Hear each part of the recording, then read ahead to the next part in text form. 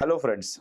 So now we are going to study the next topic, which is basic definitions for the regular expression. So let's get started.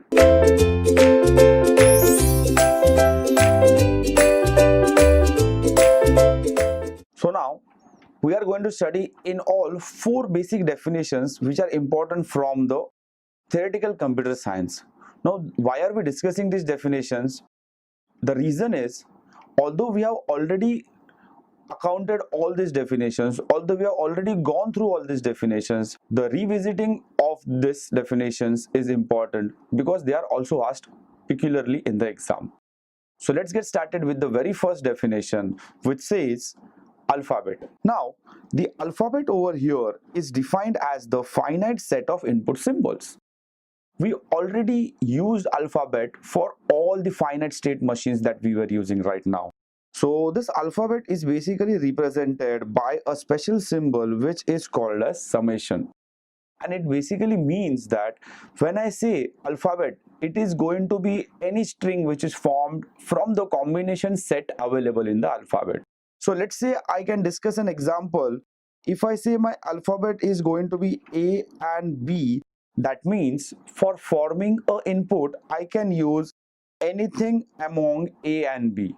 If I say my alphabet is going to be 0, 1 and capital A, it means a number can be formed from any of this. That is, a number can have 0, 1, 1, 0, A, it can be A, it can be 1A, so on and so forth. So that completes the first definition for the alphabet. The next definition we come across is the definition of a string. Now, the string is also called as a sentence or a word, and it is defined as the finite sequence of symbols over the given alphabet. So a string is nothing but when a lot of alphabets are picked one by one just from the previous definition, what we come across as an aggregation is called as a string. Let's say, for example, I say example my A or B, double A, BA, BAB, BBB are the strings over my alphabet AB, right? So all these are the valid inputs because they are chosen from the alphabet set A and B. That's what is my string or sentence or a word. The next definition says, what is string length?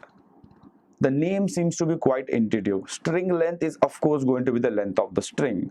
So it is nothing but the number of the symbols present in the given string. For example, if I say my x is equal to ABB,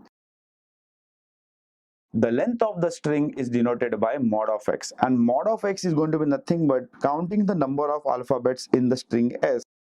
A, B, B, that is nothing but 3. Therefore, x is having a string length of 3. Now, there is a very important point in this definition that you should note. I have specifically highlighted over here in the form of a note.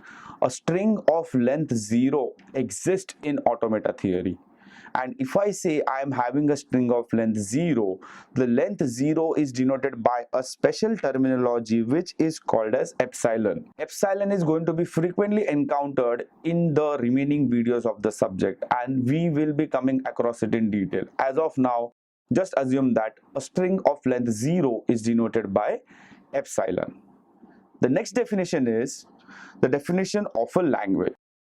Did you observe that all the definitions that we are learning right now are slowly and gradually going towards a higher level? So the last definition we have is called as the language. Now, language is defined as the set of the strings over the given alphabet. So I just told you that from the alphabet AB, I can pick up a lot of strings like A, B, BB, AB, AAB, so on and so forth. What are these collection of strings together called as? They are called as the language. Therefore, I say my language can be defined through an example where I say my language L will be equal to set of all x, where assuming that we have a question like x ends in BC over the alphabet A, B, C. So if the language which is given to us says that X has to end in BC over alphabet ABC, that is, I can pick up any combination from A, B and C, but if it is ending in BC, then it belongs to the language.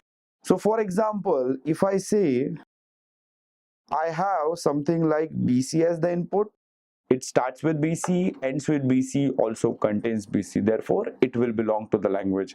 Can I have A, B, C as a valid input? Yes, because it ends in BC. Can I have A, B, C, A as a valid input? No, because it is not ending in BC. Similarly, D, B, C is also not a valid input because it is ending in BC, but it is not from the alphabet set ABC. Whereas CBC is a valid input, BBAC, BC is a valid input, so on and so forth. And there can be a lot of invalid inputs. So I say the first set L is belonging to this particular language, whereas this L does not belong to the above language, which says L is a set of all X such that X ends in BC over alphabet ABC. That completes the basic definitions. Thank you.